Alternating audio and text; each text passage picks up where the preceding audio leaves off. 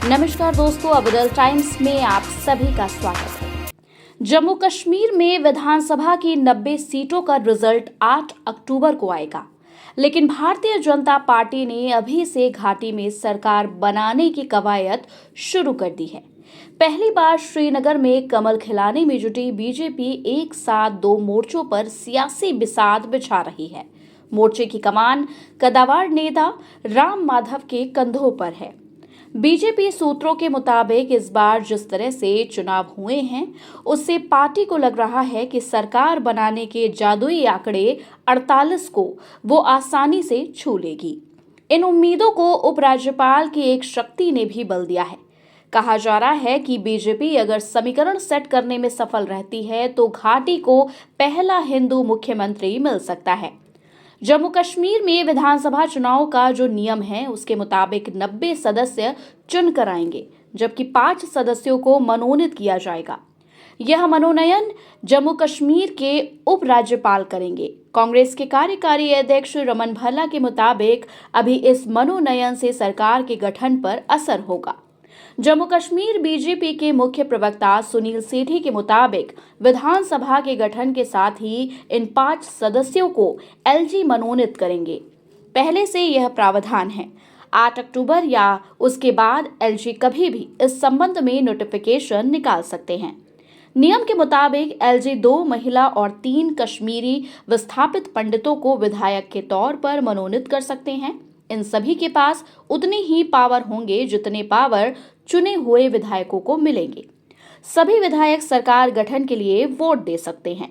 जम्मू कश्मीर के वरिष्ठ पत्रकार वाहिद भट्ट कहते हैं, इस बार का जो रुझान दिख रहा है उसमें किसी भी पार्टी को पूर्ण बहुमत मिलना मुश्किल है। भट्ट के मुताबिक ऐसे में इन 5 विधायकों का मनोनयन बीजेपी के लिए फायदेमंद हो सकता है। अगर बीजेपी किसी भी तरह 43 के आंकड़े पर पहुंचती है तो इन 5 के सहारे सरकार बनाने के जादुई नंबर 48 को आराम से छू लेगी। भट्ट आगे कहते हैं कि इन 5 सदस्यों का एलजी मनोनीत करेंगे और एलजी केंद्र के प्रतिनिधि हैं। केंद्र में अभी बीजेपी की सरकार है तो इस बात की संभावनाएं बिल्कुल ही नहीं हैं कि मनोनीत सदस्य किसी और के पक्ष में खड़े होंगे। जम्मू कश्मीर में कुल 90 सीटों के लिए विधानसभा के चुनाव हो रहे हैं। इनमें से 43 सीट जम्मू रीजन की और 47 सीट कश्मीर रीजन की है। बीजेपी जम्मू रीजन में काफी मजबूत स्थिति में है।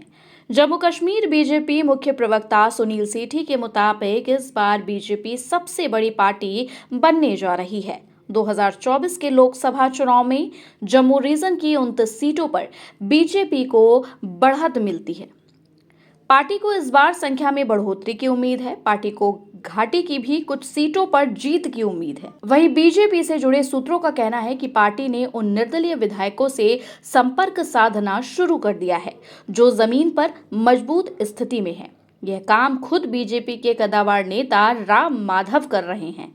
2014 में राम माधव के प्रयास की वजह से ही बीजेपी पीडीपी के साथ सरकार में आ पाई है। वाहिद भट्ट कहते हैं, इस बार घाटी की कई सीटों पर निर्दलीय विधायकों के जीतने की उम्मीद है। यही निर्दलीय सरकार के किंग मेकर होंगे, इसलिए दोनों ही तरफ से इन निर्दलीय को साधने की कवायद शुरू हो गई है। भट्ट के मुताबिक 8 अक्टूबर को चुनाव के नतीजे आने के बाद सरकार बनाने की कवायद में तेजी आएगी। बीजेपी अगर अकेले दम पर 30 से 35 सीट भी जीत लेती है तो वो सरकार बनाने की रेस में फ्रंट रनर हो जाएगी। धन्यवाद।